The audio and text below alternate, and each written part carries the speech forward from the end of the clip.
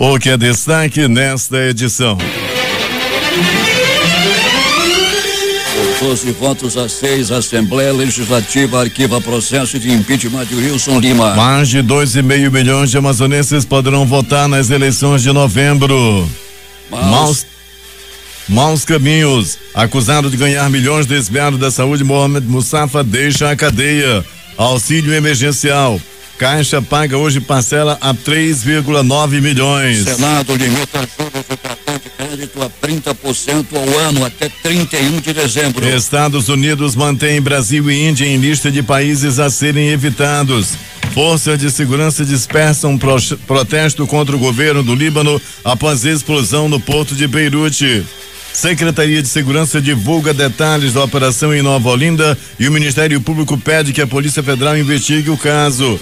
No acerto de contas, pistoleiros da motocicleta executam um homem com 5 tiros no centro da cidade e outro no Parque Riachuelo. Homem é crivado de balas no ramal do Brasileirinho. É o Jornal da Manhã, 71 anos no ar, que começa agora.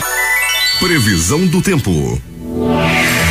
O dia pode ficar parcialmente nublado, fala o Centro de Previsão de Tempo e Estudos Climáticos do Instituto Nacional de Pesquisas Espaciais. O Climatempo diz que a probabilidade de chover 7 milímetros é de 90% e que o dia será de muito calor, 35 graus. O dia amanhece com 25 graus e 73% de umidade no ar. Os ventos estão com uns 8 km/h de velocidade. É sexta-feira, 7 de agosto. Dia de São Caetano. Chegamos aos 219 dias do ano e faltam 147 para terminar 2020. Esta é a edição 44.799 do Jornal da Manhã. A vazante do Rio Negro registrava ontem mais 5 centímetros com seu nível em relação ao mar em 27 metros e 20 centímetros. Já desceu 1,32 m.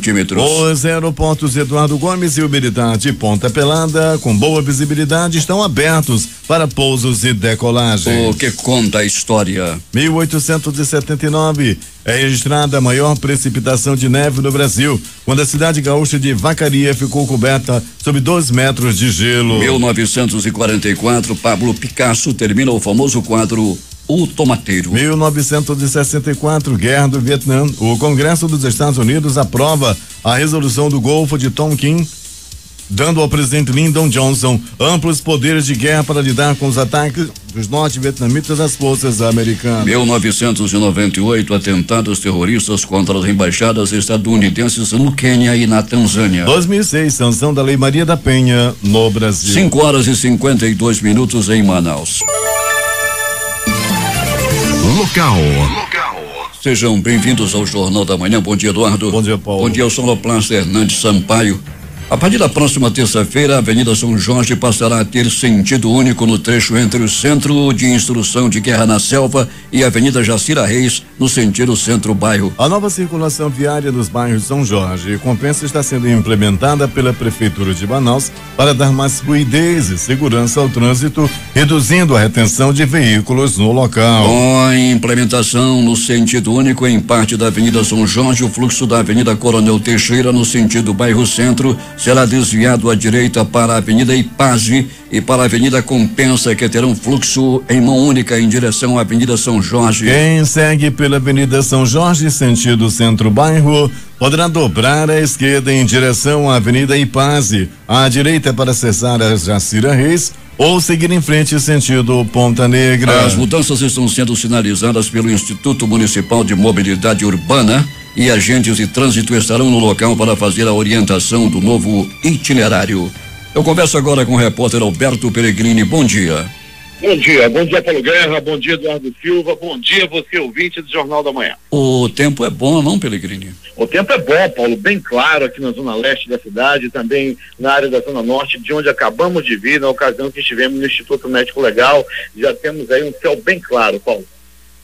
Peregrini, praças de Manaus estão tomadas de moradores de rua, usuários de drogas e assaltantes. Após o Jornal da Manhã denunciar a invasão dessas pessoas na Praça da Matriz ontem, outras denúncias mais graves foram feitas por moradores e comerciantes das praças dos Remédios e Saudade. Na Praça dos Remédios, a situação, Peregrini, é mais grave, onde os bancos estão servindo para os moradores de rua tratarem peixe e próximo improvisarem assadeiras em um verdadeiro absurdo que deve e precisa ser coibido. A noite, Peregrini, representa perigo para quem precisa transitar por esses logradouros públicos, não é, Alberto? É horrível, Paulo. Tem uma praça bonita, né, no centro da cidade, ali na Quintino Bocaiúva. Rapaz, o negócio não é fácil. Uma providência precisa ser tomada assim, Paulo. É perigoso passar de noite nessas praças.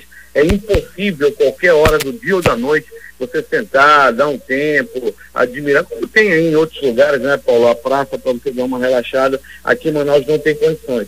Até que a prefeitura reforma as praças, sim. As praças foram reformadas, a da Matriz é um show de bola. Ali na Praça dos Remédios também, se fizer uma retirada daquele pessoal lá, dá para curtir a praça. Agora não dá, Paulo, essa que você colocou é muito bem colocado. Ali na Praça dos Remédios, Paulo, não tem condição de uma pessoa parar na praça ali, ou adulto, principalmente criança, não tem condição. É como se a praça não existisse ali. Peregrino ouvinte está informando aqui que um homem vulgo esqueleto humano levou 2 tiros e sobreviveu lá no bairro do Alvorada por estar devendo uma boca de fumo, Peregrino. É aquele acerto de contas, ele sobreviveu, hein? Sobreviveu, Paulo, levou tiros, ele estava na companhia da esposa dele numa banca de churrasco, né? Ele levou vários tiros, levou tiros e foi levado ao pronto-socorro, e a informação que a gente tem é que ele já não corre risco de morte. Pois é, mas outros 2 não levaram essa mesma sorte. Pistoleiros da motocicleta executaram 2 homens com 5 tiros aqui no centro da cidade, não é, Peregrini? E outro no Parque Riachuelo. Visconde de Mauá, no centro, Paulo, você colocou muito bem. E é considerado aí nessa área, Paulo, área vermelha. Em pleno centro da cidade, a área é conhecida e considerada área vermelha devido ao tráfico de drogas. No Parque Riachuelo, ali na área do Tarumã, o homem também teve o corpo crivado com 5 tiros, Paulo, muita bala. Ele acabou morrendo e o bandido acabou fugindo em uma motocicleta. Já no ramal do Brasileirinho, o homem foi encontrado também com vários tiros pelo corpo, no quilômetro 3, ali perto da subestação. O corpo estava lá, Paulo Guerra, abandonado, e foi encontrado na madrugada de hoje. Há cerca de 1 hora atrás, Peregrino, aconteceu também um tiroteio aqui pelo centro da cidade. Vamos checar o que aconteceu na realidade, mas que muitos tiros foram disparados.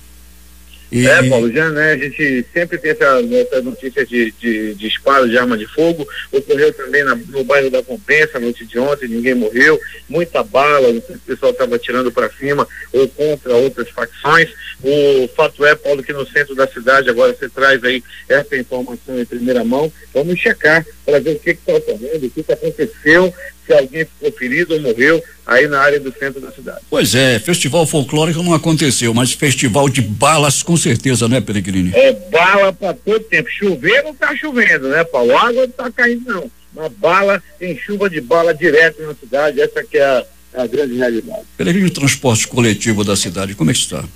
Operando de maneira tranquila, Paulo, cumprindo a tua determinação que você nos pede todos os dias para visitarmos as garagens, para verificarmos a situação do transporte coletivo, e assim o fizemos, viu, Paulo? Já estivemos à frente da garagem da Global e da garagem da União Cascavel, da Eucatu, que são os termômetros do transporte coletivo na cidade. As 2 empresas trabalhando de maneira tranquila nesse momento, movimentação normal nos terminais 3, 4 e 5, onde a unidade externa do Jornal da Manhã já passou, já no começo da madrugada de hoje, Paulo. Terminal 4, uma movimentação muito boa, fica aqui pertinho do pronto-socorro Platão Araújo, e o ir e vir dos passageiros e também do transporte coletivo dá-se de maneira normal até o momento. Os ouvintes do Jornal da Manhã acabam de ouvir o Alberto Peregrini com as primeiras informações desta manhã. E ele vai voltar daqui a pouco, vocês vão acompanhar tudo aqui no noticiário policial. Bom trabalho para nós. Bom trabalho, Paulo Guerra, para você, para Eduardo, nosso cangafeiro aí do teu lado, Paulo Guerra, e daqui a pouco nós vamos voltar sim com essas e outras informações. 5 horas e 58 minutos em Manaus. A Defensoria Pública do Estado, no polo do Baixo Amazonas, instaurou nesta quinta-feira procedimento para apuração de dano coletivo, tendo como objeto o serviço de telefonia e internet prestado pelas concessionárias no município de Carauari, na Calha do Juruá. A medida foi motivada por apelos da população que se queixa de falhas constantes no serviço de comunicação. O PADAC viabiliza o encaminhamento das informações solicitações e questionamentos sobre o problema de forma centralizada. O Comitê de Enfrentamento ao Novo Coronavírus decide manter fechado bares e casas de shows lá em Iranduba como medida de prevenção à Covid-19. Em reunião na manhã de ontem para avaliar os dados epidemiológicos referentes à Covid-19 em Iranduba, o Comitê de Enfrentamento ao Novo Coronavírus decidiu sugerir ao prefeito Francisco Gomes a edição de um novo decreto prorrogando as medidas de prevenção à doença. Segundo o secretário municipal de saúde, Hamilton Gadelha, pelo novo decreto que deve ser publicado na próxima segunda-feira, bares e casas de shows devem permanecer fechados até nova deliberação. As casas de conveniência, no caso os postos de gasolina, todos serão notificados para não permitirem o consumo de bebida, tanto dentro como na sua área externa, bem como a realização de todo e qualquer tipo de evento cultural, como shows, arraiais. Às vezes a pessoa vê o número de casos diminuindo e acha que já está tudo normal. Pelo contrário, nós vivemos um momento muito delicado. Os cemitérios públicos e particulares de Iranduba também estarão fechados para visitação no próximo domingo por ocasião do Dia dos Pais. De acordo com a coordenadora de Vigilância em Saúde do município, Gilce Reis, nas últimas 24 horas, 42 novos casos de Covid-19 foram confirmados em Iranduba, incluindo as notificações que estavam em investigação. Esses dados, eles têm crescido, ora eles têm reduzido, porém eles têm acontecido, O Iranduba, ele não deixou de ter casos confirmados. A preocupação hoje maior está com as pessoas assintomáticas, que são aquelas pessoas que não manifestam os sintomas da Covid, mas que possuem o vírus, estão transmitindo. Outra preocupação das autoridades e técnicos da área de saúde em Iranduba no momento são pacientes que foram infectados pelo novo coronavírus e ficaram com sequelas. Segundo a diretora do Hospital Hilda Freire, enfermeira Patrícia Dias, em média 5 pessoas procuram a unidade diariamente em busca de atendimento. Falta de paladar, o rins também pode ser afetado, dores de cabeça, insônias, mas estamos lá atendendo, fazendo eletros também, fazendo eletro, raio-x para ver como é que está esse pulmão, como é que está o caso clínico da paciente. Para o Jornal da Manhã, J. Rai. A Fundação de Vigilância em Saúde do Amazonas divulgou nesta quinta-feira a edição número 127 do Boletim Diário Covid-19. Nesta edição, o boletim confirma a recuperação de mais 717 pacientes nas últimas 24 horas, chegando a 88.937, o número de pessoas que passaram pelo período de quarentena e se recuperaram da doença. Foram confirmados mais 804 casos da doença no Amazonas nesta edição do boletim. O governo do Amazonas anunciou nesta quinta-feira que as atividades do Centro de Convivência da Família e do Idoso em Manaus serão retomadas a partir de segunda-feira. Com retorno gradual, apenas algumas atividades estarão disponíveis, como cursos, atendimento psicossocial e uso de quadras poliesportivas pela comunidade, além das caminhadas e espaços para a prática de jogos, sem restrição para pessoas do grupo de risco, como idosos e grávidas. Com mais aulas presenciais ainda suspensas, o ano letivo das escolas do interior do Amazonas deve encerrar apenas no início de 2021, de acordo com o titular da Secretaria de Estado de Educação e Desporto, SEDUC, Luiz Fabiano Barbosa. O governo do Amazonas autorizou o retorno de aulas na rede pública de Manaus para o dia 10 de agosto, mas manteve suspensão no interior. Temos informações com o repórter José Alberto Zegdeg. Muito bem, Paulo Guerra. Vamos de utilidade pública. Elisângela Lima da Silva, de 42 anos, mora em Manaus, mais precisamente na Rua 10, número 315, Alvorada 2. Ela foi criada por um casal, o qual ela considera como pais de criação. Foi entregue a esse casal quando tinha apenas 2 meses de idade. O nome de sua mãe de criação é Rosa Lima da Silva e de seu pai é Francisco Custódio da Silva. Hoje, Elisângela procura por sua mãe biológica para conhecê-la. E, segundo informações, mora em Manacapuru. O nome de sua mãe biológica é Iusa de Almeida Raulino. A única informação que Elisângela tem é que sua mãe biológica trabalhou na Evadim em 1978. Se alguém conhecer a senhora Ilza de Almeida Raulino, por favor, entrar em contato pelo número 993-49-7025. Repetindo, 993-49-7025. Bem, Paulo, agora vamos de informações sobre a ponte da comunidade do Arapapá, que muita gente está na dúvida. Segundo o ouvidor do município, representante do Arapapá, Almir de Paula, que tem acompanhado o desenrolar da obra de construção da ponte, falou com o secretário de obra do município e ele disse que segunda-feira será homologado o contrato com a empresa vencedora da licitação, o que já era para ter acontecido, mas por conta de recursos que duas empresas impetraram, não foi possível ainda, mas que segunda-feira, ou mais tardar terça-feira, sairá a definição e, consequentemente, a homologação do contrato. E a empresa já vai entrar para dar início à obra dessa tão sonhada ponte no Arapapá. De Manacapuru, Zeg-Deg para o Jornal da Manhã. 6:10 em Manaus. O prefeito Arthur Vigílio Neto apresentou nesta quinta-feira balanço das doações recebidas de outras nações após apelo realizado pelo início do mês de maio por meio da campanha SOS Amazônia, quando enviou cartas e vídeos às embaixadas de países ricos solicitando que enviassem algum tipo de ajuda para o Amazonas enfrentar os efeitos da pandemia da Covid-19. O movimento ganhou força com a participação da ativista ambiental sueca Greta Thunberg e dos jovens ligados ao movimento Fridays for Future de diversos países, inclusive do Brasil. Segundo o prefeito, Manaus tem sido referenciada por diversas instituições internacionais no que se refere à transparência das nossas ações de combate à doença. Ele ressaltou que a ajuda recebida do senhor presidente Emmanuel Macron está sendo fundamental para intensificar o rastreio de casos junto à população, com maior oferta de testes rápidos, além de garantir a subsistência de pessoas em vulnerabilidade com a entrega de cestas básicas. Nós recebemos pequenas ajudas de vários países. Tivemos a ajuda da jovem Greta, que por nosso intermédio, ajudou diversas organizações que defendem a natureza. Ou seja, disparamos um gatilho certeiro nisso. Agora, quanto à ajuda de países, eu devo dizer que, de longe, a mais expressiva foram cerca de 3 milhões de reais, né?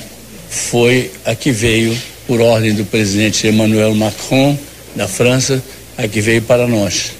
Metade disso foi para a saúde diretamente e metade foi para o Fundo Manaus Solidário. Estamos muito gratos. Entendemos que esse é um gesto de sensibilidade internacionalista que credencia o presidente Macron a uma posição de grande liderança global, grande liderança mundial. 6:12 em Manaus.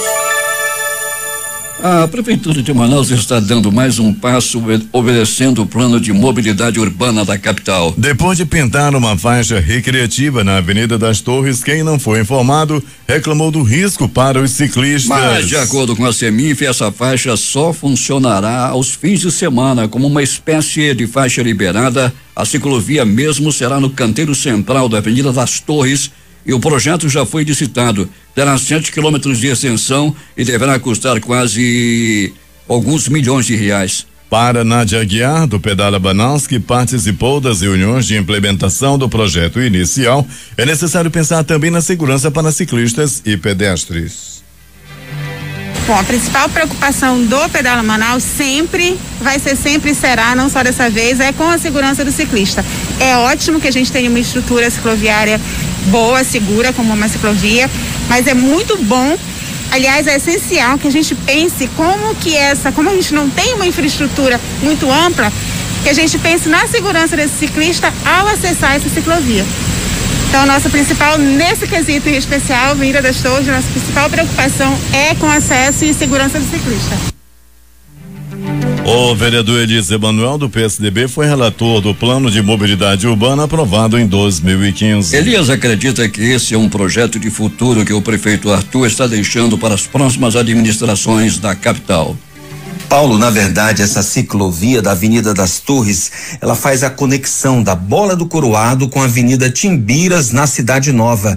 É importante, mas pro futuro a gente tem que pensar na construção de bicicletários nos terminais de integração do transporte coletivo urbano. A cidade de Manaus, ela vai parar. Hoje ela tem mais de 1 milhão de carros circulando no território urbano da capital. E nós temos a fábrica que mais produz bicicleta para o Brasil inteiro. Portanto, uma visão estratégica para o futuro da cidade é priorizar o uso da bicicleta. 6h14 em Manaus. A Agência Nacional de Energia Elétrica fará leilão para revitalização e implantação de linhas de transmissão na capital e na região metropolitana de Manaus e em Presidente Figueiredo, além de melhorias e construção de novas subestações.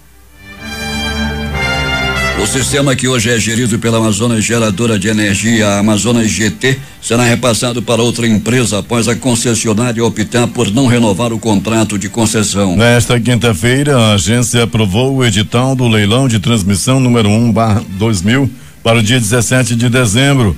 Com previsão de investimento de 7,7 bilhões de reais em 11 lotes, com a contratação de 1.958 quilômetros de novas linhas em 9 estados. O edital contempla ainda a estimativa de criação de 15,4 mil empregos diretos com a contratação de novas linhas e 6.420 megavolts amperes em capacidade de transformação, como é o caso do Amazonas. Uma nova decisão do Superior Tribunal de Justiça determinou a soltura do médico Mohamed Mostafa, condenado por desvio de verbas públicas da saúde do Amazonas. O médico foi preso durante a Operação Maus Caminhos, deflagrada em 2016, que apurou o desvio só de 100 milhões de reais. O pedido de soltura foi deferido pelo ministro Nefe Cordeiro. A decisão determina que ele fique solto até o julgamento do pedido de habeas corpus do processo em questão. Os 63 anos da Escola Estadual Deputado Vital de Mendonça, do município de Itacoatiara, foi destaque da manhã desta quinta-feira, durante a sessão ordinária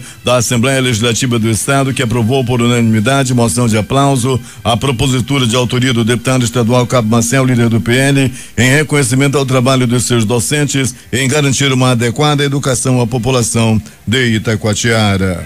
O Senado Federal aprovou ontem à noite relatório do senador Eduardo Braga, MDB do Amazonas, simplificando a revalidação de diplomas expedidos por instituições de educação superior estrangeiras. O substitutivo apresentado pelo líder do MDB também cria o revalida emergencial a ser realizado no prazo de 90 dias, para que os médicos formados no exterior possam atuar no combate à Covid-19. Para Eduardo Braga, a proposta reduzirá a enorme carência de profissionais de saúde nas comunidades mais pobres e mais isoladas do país, como acontece em boa parte do Nordeste e aqui da Amazônia. O Amazonas tem 2.503.269 eleitores aptos a votarem nas eleições municipais. O aumento é de 7,88% em relação às eleições de 2016, quando eram 2.320.326 eleitores, segundo dados divulgados pelo Tribunal Superior Eleitoral nesta quarta-feira. O estado teve o maior aumento de eleitorado do país, que soma 147.918.483 votantes. Na capital, o total de votantes para este ano é de 1.331.613. O processo que pede impeachment do governador Wilson Lima, do PSC, e do vice Carlos Almeida, do PTR, foi arquivado oficialmente na Assembleia Legislativa. Em sessão nesta quinta-feira, 12 deputados votaram a favor do arquivamento e 6 votaram contra. O pedido foi ingressado pelo Sindicato dos Médicos em abril deste ano, que denunciou os governantes de terem cometido crime de responsabilidade. O governador do estado havia apresentado o pedido de arquivamento do impeachment no dia 23 de julho. Na última sexta-feira, a maioria dos deputados da comissão especial já havia votado a favor do parecer do relator, deputado Dr. Gomes, do PSC, que pede arquivamento da denúncia, mas deputados de oposição reclamaram que houve pressa em aprovar o relatório. Nesta quinta houve uma nova votação envolvendo todos os parlamentares, onde representantes de partidos e blocos políticos tiveram 20 minutos para comentar o relatório. Votaram pelo arquivamento da denúncia os deputados Belarmino Lins do PP, Alessandra Campeiro do MDB, Saulo Viana do PTB, Terezinha Ruiz do PSDB, Cabo Maciel do PL, Carlinhos Bessa do PV, Joana Dark do PL, Roberto Cidade do PV, Abdala Frache do Podemos, Adjunto Afonso do PDT, Augusto Ferraz do Democrata, Doutor Gomes do PSC. Votaram contra o arquivamento da denúncia aos deputados Serafim Corrêa do PSD, Delegado Péricles do PSL, Wilker Barreto do Podemos, Álvaro Campeiro do Progressistas, Josué Neto do PRTB, Emilson Chagas do Podemos, abstenções, Sinésio Campos do PT, Felipe Souza do Patriotas, Fausto Júnior do PRTB, João Luiz do Republicanos e Ricardo Nicolau do PSD. Polícia.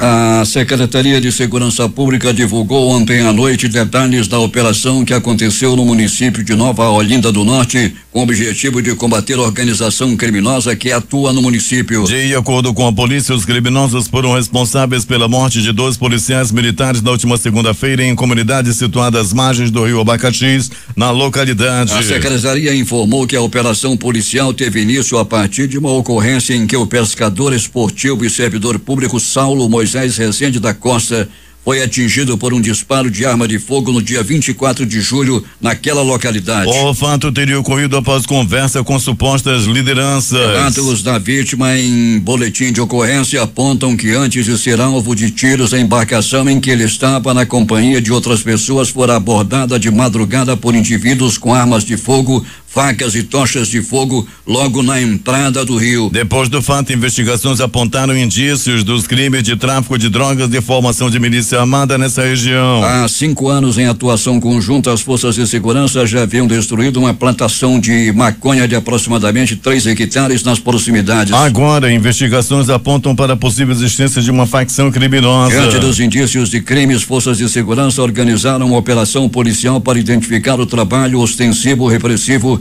levantamento de informações em campo e busca de eventuais flagrantes. No primeiro dia, os policiais realizaram o trabalho de forma velada para identificar as possíveis ilegalidades. No fim da tarde, retornaram devidamente uniformizados e foram surpreendidos por emboscadas por parte do grupo criminoso. 2 policiais militares foram assassinados e outros 2 ficaram feridos. Diante da gravidade dos fatos, foram enviados reforços para a operação que já estava em curso com o objetivo de localizar os suspeitos pelo duplo homicídio e a tripla tentativa de homicídio. Ainda de acordo com a polícia, as equipes fizeram o trabalho de patrulhamento ostensivo e abordagens ao longo dos últimos dias. Durante as incursões, um homem atirou contra as equipes policiais que se defenderam. O indivíduo identificado como Eligelson de Souza da Silva, de 20 anos, foi baleado e acabou morrendo. Com ele foi apreendido um revólver calibre 38. Além dessa ocorrência, segundo a polícia, não houve outra ocorrência relacionada à operação. Estamos em Nova Olinda do Norte acompanhando a operação o corregedor-geral do Sistema de Segurança, delegado Jorge Gomes, o delegado-chefe do Núcleo de Proteção ao Policial em Atividade, André Sena, além do delegado Cícero Túlio, que vai presidir eventuais inquéritos decorrentes da operação. A Secretaria de Segurança Pública também enviou investigadores, escrivães e peritos. Segundo a Corregedoria, até o momento não houve o recebimento de relatos de supostos abusos imputados aos agentes de segurança no curso dessa operação. A orientação é que tais casos sejam formalizados na Corregedoria Geral do Sistema de Segurança para que os casos sejam devidamente apurados e os policiais possam exercer seu direito à ampla defesa e ao contraditório. O Ministério Público Federal acionou a Justiça Federal para que a Polícia Federal investigue as circunstâncias, motivações e potenciais abusos e ilegalidades em operação deflagrada pela Secretaria de Segurança Pública. 6h26. O que mais aconteceu, Alberto Pellegrini? Muito bem, Paulo Guerra e ouvintes do Jornal da Manhã, vamos dando continuidade ao nosso noticiário policial, dizendo que um bandidão covarde foi preso na cidade de Manacapuru, em cumprimento ao mandado de prisão preventiva por tentativa de feminicídio. O covarde, o bandido, ele agrediu fortemente a própria companheira, uma jovem de apenas 21 anos de idade. Conforme a polícia, camarada vinha aí fazendo muita graça, vinha batendo na mulher, até que a delegada Roberta Merli chegou junto e conseguiu prender o bandido. O mandado de prisão dele também foi expedido pela doutora, a juíza lá de Manacapuru, Scarlett Braga Barbosa, que vem fazendo aí grande trabalho. Tanto a doutora Roberta quanto a doutora Scarlett, rapaz, não dão moleza para bandido lá na cidade de Manacapuru. E esse daí cometeu crime, vai para trás das grades. Não tem jeito. Lá em Manacapuru, o negócio está bem ajustado no que se diz respeito à segurança. E mais, Paulo Guerra e ouvintes do Jornal da Manhã. Tiro!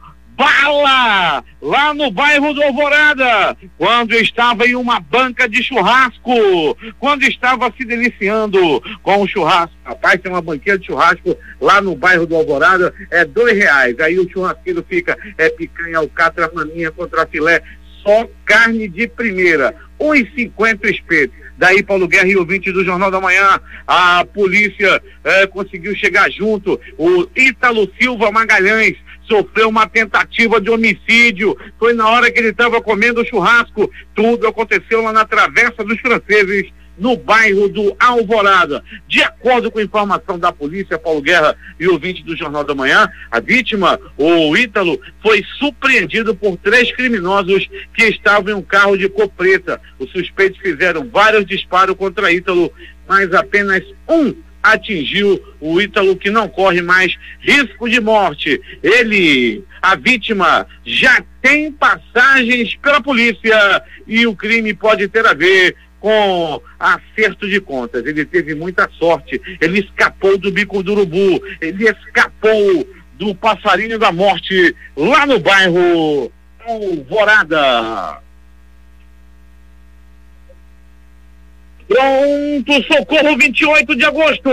Plantão tranquilo durante toda a noite e madrugada. Ninguém deu entrada à vítima de violência naquela unidade de saúde. Já no pronto-socorro João Lúcio, no Gigante da zona leste da cidade, um homem deu entrada a Paulo Guerra e ouvinte do Jornal da Manhã. Ele acabou sendo atropelado por um Fusca. Ele foi atropelado por um Fusca. Aconteceu no bairro Zumbi dos Palmares. A vítima, 29 anos de idade, é conhecido como Júnior, lá na área do Zumbi dos Palmares. O Fusca deu-lhe uma lapada nele, que ele foi parar, foi longe, Paulo Guerra, e deu entrada no pronto-socorro João Lúcio. Ainda bem que ele não corre risco de morte. Ele não vai morrer. Já está em estado bacana, daqui a pouco deverá ser liberado, porque além de morrer, ia passar a vergonha de ser atropelado e morto por um Fusca.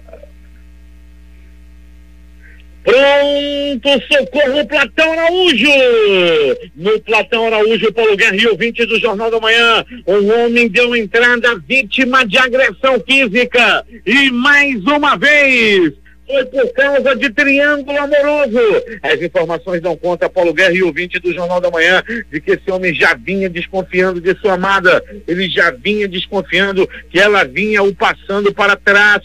Ele resolveu investigar, ele resolveu mexer no celular. Daí achou o Paulo Guerra, viu o que não queria ver. O encontro havia sido marcado e ele foi por trás, pegou o mototáxi, botou o capacete e foi atrás da mulher. Uma dica, o homem que vai atrás da mulher ou a mulher atrás do homem vai sempre de mototáxi e se disfarça com o capacete. Daí Paulo Guerra e ouvintes, ele viu na hora que a mulher dele estava que nem abraçada, primeiro depois ficou assim de braço aberto, tipo Jack e a Rose no Titanic, os dois de braços abertos na Avenida Itaúba, no meio da rua, sem se esconder de ninguém, até que ele chegou perto do Paulo Guerra e foi se tomar satisfação com o namorado da mulher dele e levou uma pisa, além da galhada levou uma pisa, apanhou a murros, chutes, socos, pontapés e alguns bofetes e teve que dar entrada no pronto-socorro. Todo mundo ficou sabendo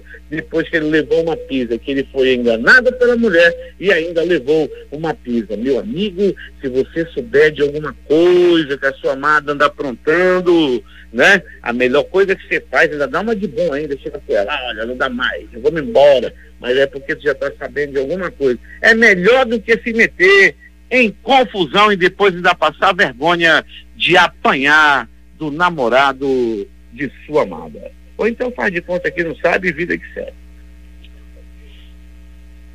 Ainda do pronto-socorro, Platão Araújo. Paulo Guerra e ouvintes do Jornal da Manhã. Um homem deu entrada a Paulo Guerra e ouvintes com marcas de murro, de chute, de soco, de pontapés e de bofetes. Ele apanhou Paulo Guerra e ouvintes do Jornal da Manhã após estar bêbado e tá mexendo com os outros na rua. Ele estava mexendo, vem pro pau comigo, não sei o quê, até que ele empurrou no peito de um homem, rapaz. Esse daí estava mal-humorado. Deu-lhe uma pisa nesse gaiato que mesmo embriagado deu entrada no Platão Araújo, onde foi muito bem atendido. Rapaz, eu descobri que remédio para bebida, remédio para bebo é peia. Esse depois que levou-lhe uma mãozada, rapaz, ficou bonzinho, já sabia onde ele morava, deu o endereço, disse como foi que aconteceu a agressão. Na hora lá que estava fazendo graça, não sabia de nada. Depois que levou na pisa, recuperou a memória, que foi uma beleza. Remédio para memória, remédio para quem esquece que está fazendo. O remédio é peia, segundo eu vi lá na zona leste da cidade no dia de ontem. E agora, as notícias do Instituto Médico Legal. Saiba agora quem foi para a pedra nas últimas horas na cidade. Morte no centro da cidade. Na rua Visconde de Mauá, no centro da cidade. Uma rua conhecida e considerada área vermelha no centro da cidade. Um homem foi barbaramente assassinado com 2, 3, 4, 5 balaços pelo corpo e não resistiu aos ferimentos e morreu. Segundo o PC, o nosso querido Sapo da Difusora, ele falava comigo de manhã: ai, Pelegrino, como é que escapa com 5 tiros? É que o PC fala assim fino, ele fala estranho quando é de manhã cedo. No Parque Riachuelo, na área do bairro do Tarumã, um homem foi barbaramente assassinado em um possível acerto de contas. Ainda não foi identificado e ele morreu com 1, 2, 3, 4 balaços pelo corpo. Ele morreu na hora. Departamento de Perícia Técnica Científica, uma equipe da Delegacia Especializada de Homicídios e Sequestros estiveram no local e lá mesmo os primeiros procedimentos de investigação do crime já aconteceram.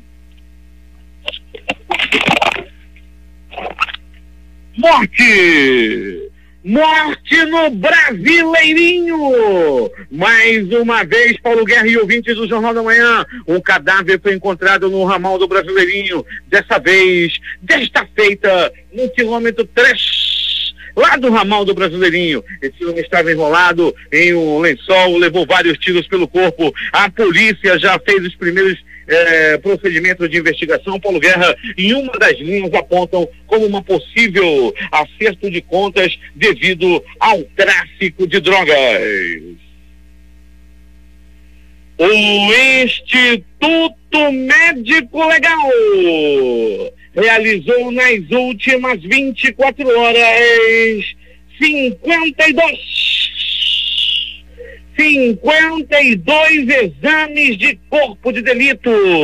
E na sede do IML, bem na frente, pela Avenida Nepal, Paulo Guerra, de Nepal não, rapaz, ali não é o Núcleo, lá nas proximidades do Instituto Médico Legal, um evangélico estava com uma caixa de som, ele vestia uma camisa verde de manga comprida, uma calça social e uma chinela havaiana de cor azul. Ele estava lá, Paulo Guerra, pregando, e me chamou muita atenção quando ele dizia um dos 10 mandamentos que diz: não adulterarás. Foi esse um dos mandamentos que eu mais cumpro na vida. É contigo, Paulo Guerra. Últimas notícias. A Bolsa Brasileira fechou em alta de 1,29% aos 104.125,64 pontos nesta quinta-feira. O dólar foi a R$5,34. Saem hoje os dados da inflação de julho. Em junho, o Índice Nacional de Preços ao Consumidor Amplo, considerado a inflação oficial do Brasil, ficou em 0,26%, interrompendo sequência de 2 meses de deflação em meio às consequências da pandemia do coronavírus.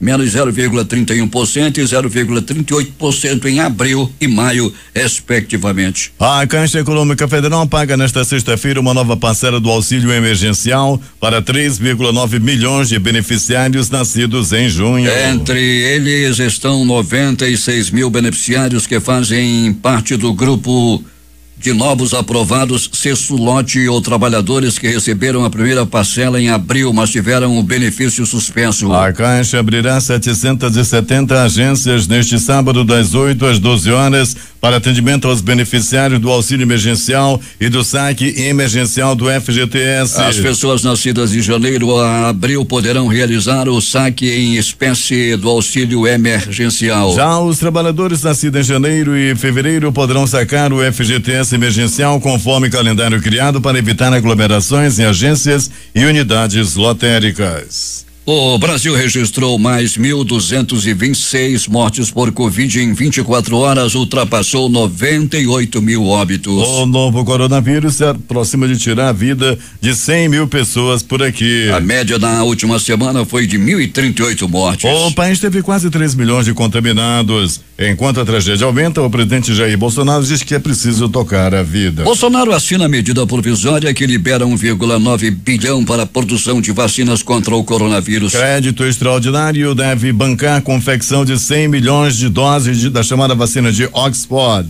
Texto já entra em vigor e segue para análise do Congresso. O Senado aprovou ontem o projeto de decreto legislativo que ratifica o protocolo de Nagoya, no Brasil. O documento regulamenta o acesso e a repartição de benefício dos recursos genéticos da biodiversidade. O texto segue para promulgação. O protocolo é um acordo multilateral acessório à Convenção sobre Diversidade Biológica elaborada durante a Conferência das Nações Unidas sobre Meio Ambiente e Desenvolvimento, a ECO 92, realizada no Rio de Janeiro em 1992. Comissão mista do Congresso ouve hoje o ministro da Justiça e Segurança Pública, André Mendonça, sobre a suposta produção de um dossiê contra opositores do governo. A audiência será por videoconferência e fechada ao público e à imprensa. O ministro da Economia, Paulo Guedes, pediu nesta quinta-feira, em videoconferência promovida pelo Instituto de Chicago, que os estrangeiros sejam gentis com o Brasil, porque eles, afirmou, destruíram as próprias florestas. Guedes respondia a uma pergunta sobre a preservação da Amazônia, motivada pela preocupação de investidores estrangeiros com a preservação da floresta nativa brasileira. O plenário do Senado aprovou ontem o projeto que prevê juros de no máximo 30% ao ano para todas as operações do cartão de crédito durante a pandemia do novo coronavírus. A proposta também limita ao mesmo percentual os juros do cheque especial. A proposta foi aprovada por 56 votos a 14 com uma abstenção. A proposta agora vai à Câmara dos Deputados. Segundo o texto de autoria do senador Álvaro Dias, os bancos ficam proibidos de cobrar taxas acima desse percentual durante a pandemia até 31 de dezembro deste ano, considerando o decreto de calamidade pública no Brasil. O presidente dos Estados Unidos, Donald Trump, assinou na noite desta quinta-feira 2 ordens executivas para banir 2 aplicativos chineses do país em 45 dias, o TikTok e o WeChat, caso eles não sejam vendidos para companhias americanas por suas empresas de origem. Os Estados Unidos suspenderam nesta quinta-feira uma recomendação feita a todos os seus cidadãos para que evitassem qualquer viagem ao exterior devido à pandemia do coronavírus.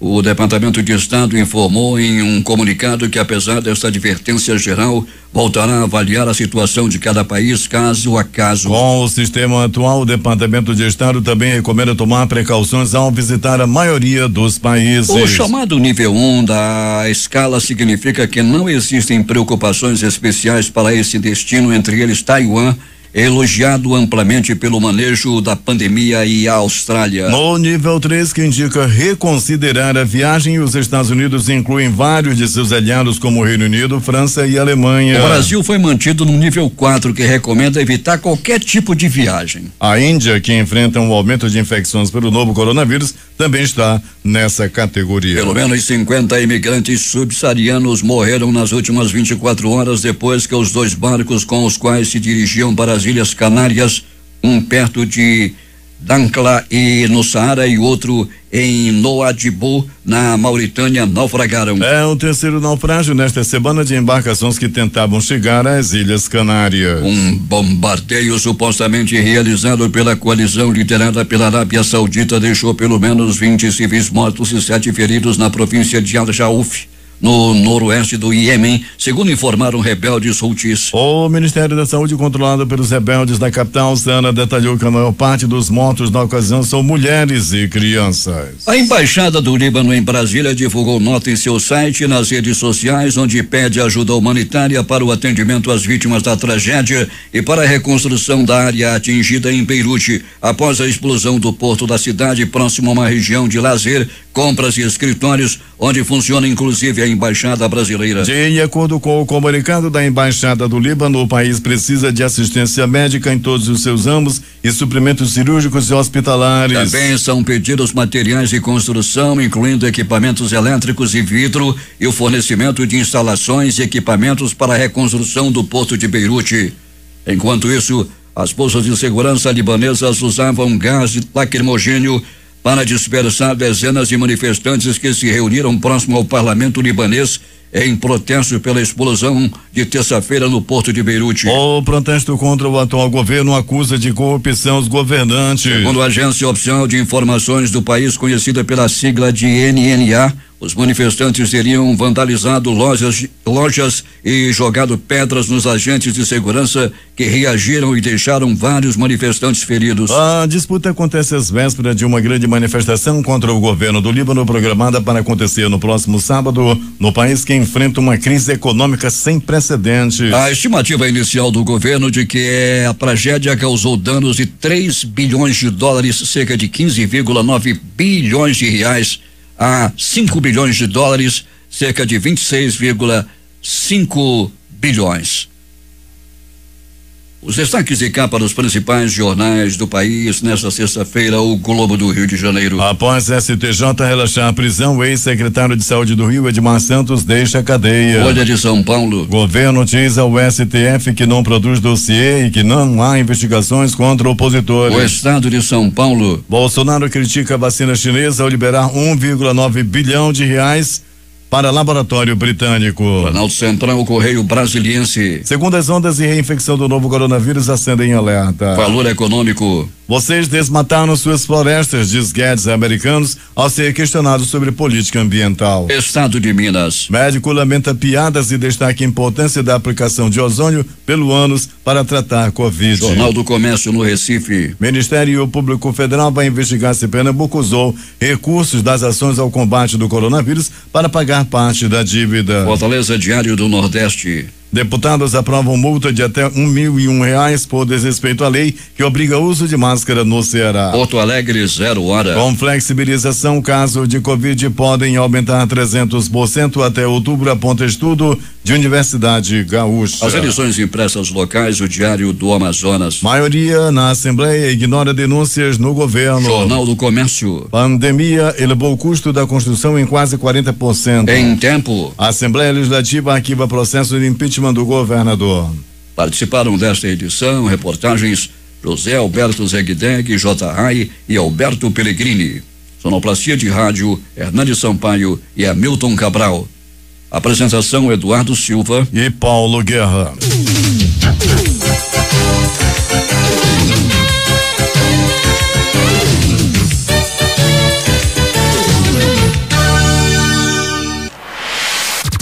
Difusora.